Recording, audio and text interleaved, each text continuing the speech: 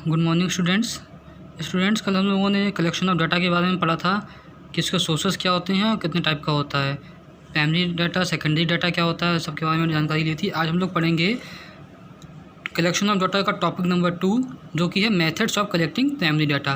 Primary data को collect करने के क्या मेथड्स होते हैं उसके बारे में आज हम लोग पढ़ेंगे। तो शुरू करते हैं।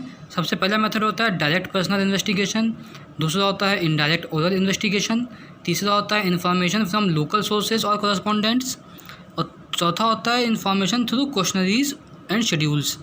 इसमें दो पार्ट होते हैं, मेलिंग मेथड होता है और इन्यूमरेटर्स मेथड होता है। ठीक है, आज हम लोग पहले जो ये वीडियो बना रहे हैं उसमें हम लोग सिर्फ 3 टॉपिक के बारे में पढ़ेंगे। ये क्वेश्चनरी वाला जो हम लोग का जो method collection of method primary data है, इसका मैं एक अलग से वीडियो बनाऊंगा, जो हो सकता है आज ही मैं आपको सेंड करूँ। ठीक है, तो आज अभी हम लोग सिर्फ 3 मेथड्स के बारे में पढ़ने वाले हैं, direct personal investigation, indirect oral investigation और इन्फॉर्मेशन फ्रॉम लोकल सोर्सेज और करस्पॉन्डेंट्स। तो शुरू करते हैं। अपना सबसे पहला मेथड क्या होता है, डायरेक्ट पर्सनल इन्वेस्टिगेशन। हम लोग देखिए, आप इसको खुद पढ़ेंगे, आपको खुद ही इसके नाम से ही मालूम पड़ जाएगा कि इसका क्या मतलब होता है। डायरेक्ट मतलब सीधे तरीके से जिससे हमें इन्फॉर्मेशन लेनी है उसी से इन्फॉर्मेशन लेना है। डायरेक्ट तरीके से जिससे इन्फॉर्मेशन लेनी है, पर्सनल तरीके से जाके उससे इन्फॉर्मेशन लेते हैं, इन्वेस्टिगेट करते हैं, उसे डायरेक्ट पर्सनल इन्वेस्टिगेशन कहते हैं। जैसे क्या लिखा है, it is a method by which data are personally collected by the investigator from the informants. मान लीजिए मैं इन्वेस्टिगेटर हूँ, मुझे किसी भी आदमी से उसको उसका इन्फॉर्मेशन चाहिए, तो मैं जाके डायरेक्ट पर्सनल जाके उससे मिलके उससे वो डाटा कलेक्ट कर रहा हूँ, तो वो होता है डायरेक्ट पर्सनल इन्वेस्टिगेशन। जो भी डाटा पर्सनली कलेक्ट किया जाता है इन्वेस्टिगेटर के द्वारा किसी भी इन्फॉर्मेंट से, जो इन्फॉर्मेशन हमें दे रहा है उससे पर्सनली जाकर डाटा कलेक्ट करते हैं, उसे डायरेक्ट पर्सनल इन्वेस्टिगेशन कहते हैं। ठीक है, क्या हुआ, it is a method by which data are personally collected by the investigator from the informants. ठीक है, अब बात करते हैं क्या मेरिट्स होते हैं इसके और क्या डीमेरिट्स होते हैं। देखिए, हर मेथड का कुछ मेरिट्स होंगे, कुछ डीमेरिट्स होंगे। ठीक है, तो डायरेक्ट पर्सनल इन्वेस्टिगेशन का सबसे पहला मेरिट्स मतलब सबसे ज़्यादा मेरिट, बड़ा मेरिट क्या होता है, ओरिजिनलिटी का मतलब होता है कि हम जैसे ये पर्सनली कलेक्ट किया जाता है, मैं खुद जाके कलेक्ट कर रहा हूँ, तो मुझे ये विश्वास है कि मैंने जिस आदमी से कलेक्ट किया है वो उसमें ओरिजिनल डाटा दे रहा है और वो मुझे ओरिजिनली ही डाटा कलेक्ट मिल रहा है। ठीक है, तो ओरिजिनलिटी होती है सबसे बड़ी बात इसमें, कि डाटा जो मैंने कलेक्ट किया है वो ओरिजिनल है, क्योंकि मैंने खुद जाके पर्सनली कलेक्ट किया है, तो वो ओरिजिनल डाटा है। एक्यूरेसी, इसका एक्यूरेसी रेट बहुत होता है। डायरेक्ट पर्सनल इन्वेस्टिगेशन में जो भी आप डाटा कलेक्ट करते हो उसका एक्यूरेसी रेट काफ़ी होता है। आपको पता है मैंने खुद कलेक्ट किया है तो वो एक्यूरेट भी है। क्योंकि मैं तो कुछ वैसा करूँगा नहीं। रिलायबिलिटी, आप उस पर रिलाई भी कर सकते हो। जो भी आप डाटा कलेक्ट कर रहे हो उसके अनुसार आप उसका कंक्लूजन निकाल सकते हो, किसी भी बिना किसी उसके कि मैं इस पर रिलाई करूँ कि ना करूँ, कि डाटा मुझे सही मिला है कि गलत मिला है।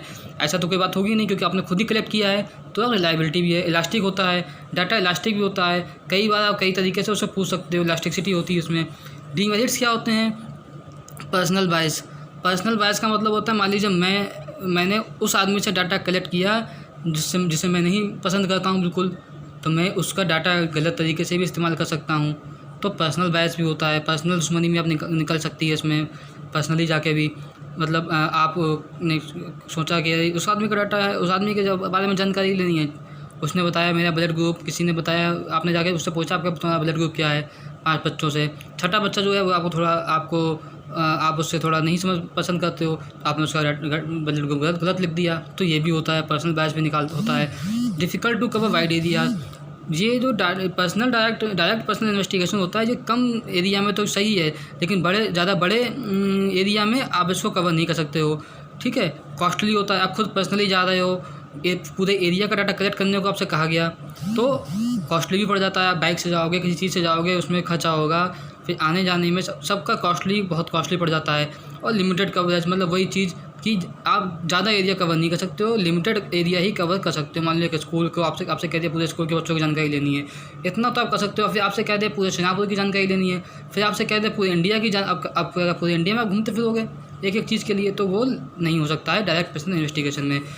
फिर आती है इसकी सुटेबिलिटी की बारी। कहाँ ये जो डायरेक्ट पर्सनल इन्वेस्टिगेशन है ये कहाँ पे यूज़ हो सकती है, कहाँ पर सुटेबल है।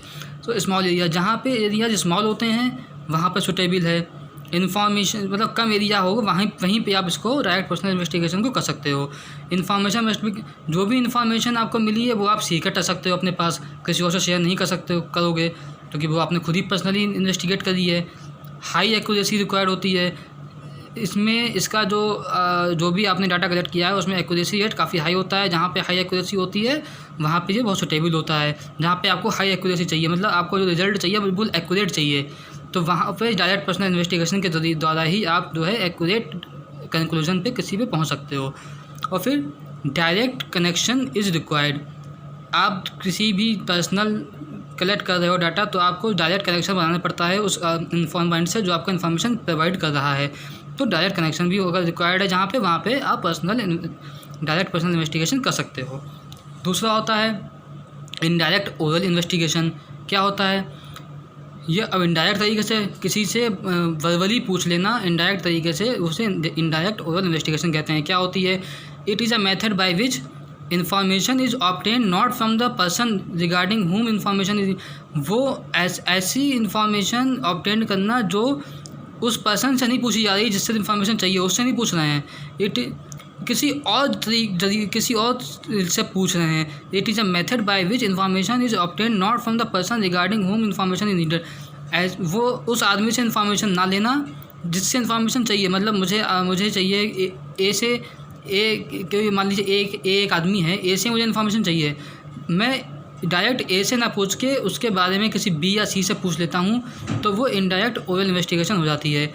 It is collected only from other person. मतलब बी और सी से पूछ लिया, किसी भी ए के बारे में किसी भी बी और सी से पूछ लिया, ओरली पूछ लिया, and accepted to pose necessary, और उसके ज़रिए उसकी नेसेसरी इन्फॉर्मेशंस निकलवा ली, तो उसे कहते हैं इनडायरेक्ट ओरल इन्वेस्टिगेशन।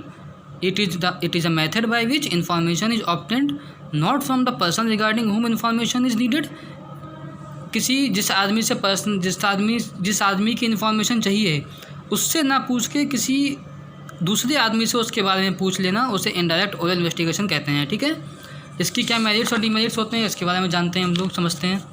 देखिए इसकी क्या पहली बात तो आप वाइड एरिया कवर कर सकते हो। ज़रूरी नहीं है कि आप ए के पास से जाके उसी से पूछो, आप बी से भी पूछ सकते हो। मान लीजिए फ़ोन से पूछ लिया, किसी और तरीके से पूछ लिया, आप तो पर्सनली जान ही रहे हो, किसी भी माध्यम से आप उससे पूछ सकते हो, तो इससे आप वाइड एरिया भी कवर कर सकते हो।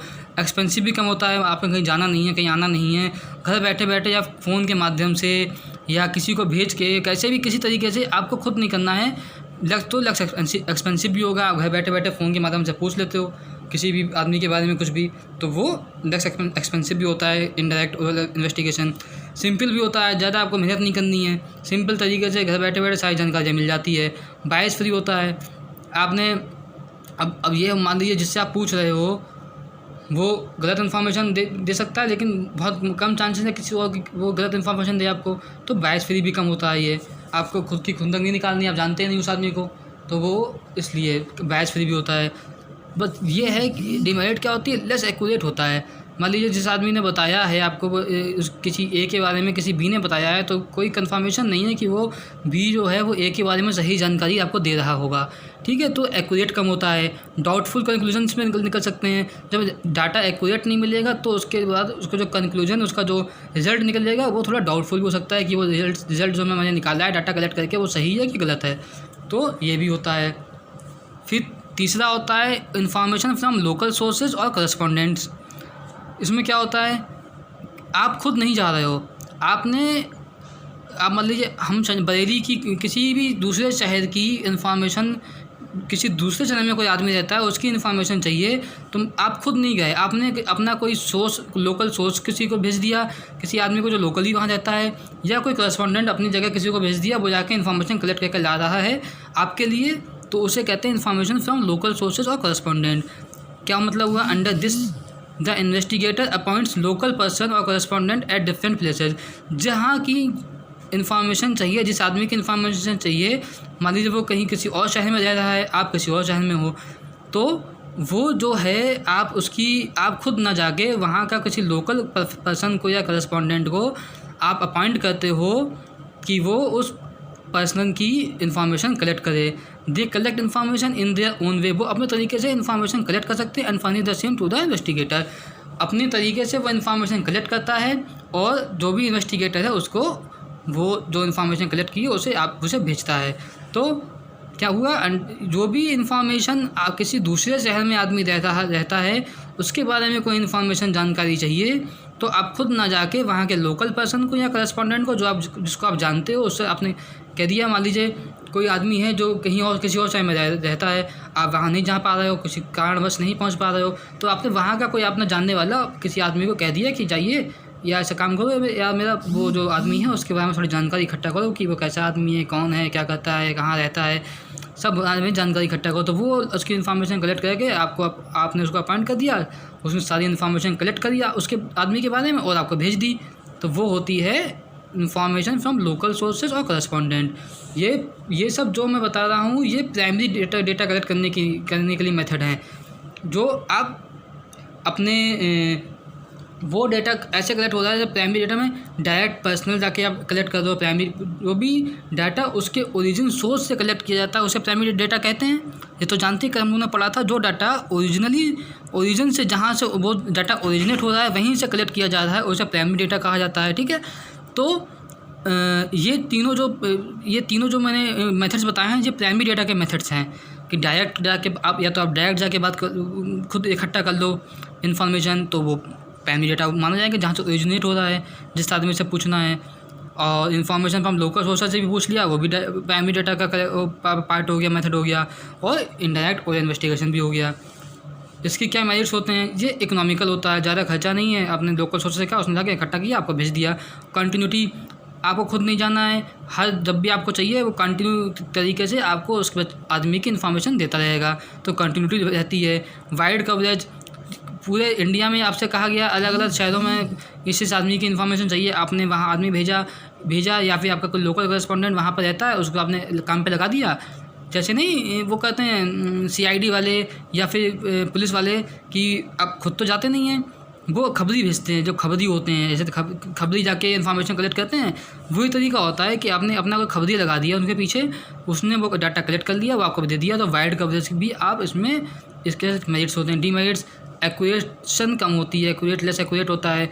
लैक ऑफ ओरिजिनलिटी, ओरिजिनल कम होता है, किसी दूसरे से कलेक्ट करोगे तो ओरिजिनलिटी कम हो जाएगी, जाहिर सी बात है। डिले इन कलेक्शन, कभी कभी ऐसा होता है कि डाटा कलेक्ट करने में टाइम भी लग जाता है, उस आदमी के बारे में कभी जानकारी नहीं मिलती है, तो कलेक्शन करने में डाटा जो कलेक्ट हम कर रहे हैं उसको थोड़ा डिले भी हो जाता है। ठीक है, तो ये 3 मेथड्स हैं अभी फ़िलहाल मैंने इसमें, क्योंकि 4 मेथड्स बताए गए हैं तो मैंने आपको 3 समझा दिए हैं। ये जो इन्फॉर्मेशन क्वेश्चनरीज और शेड्यूल्स हैं इसके बारे में मैं एक और वीडियो बनाऊंगा छोटी सी, इसको अलग टॉपिक करके, और इसको मैं क्योंकि इसमें फिर बहुत लंबी वीडियो हो जाएगी अगर मैं इसी को बना दूंगा। ठीक है, तो ये 3 पॉइंट्स हैं, उसके बाद मैं एक वीडियो और बनाऊंगा, आज ही हो सकता है भेजूँ।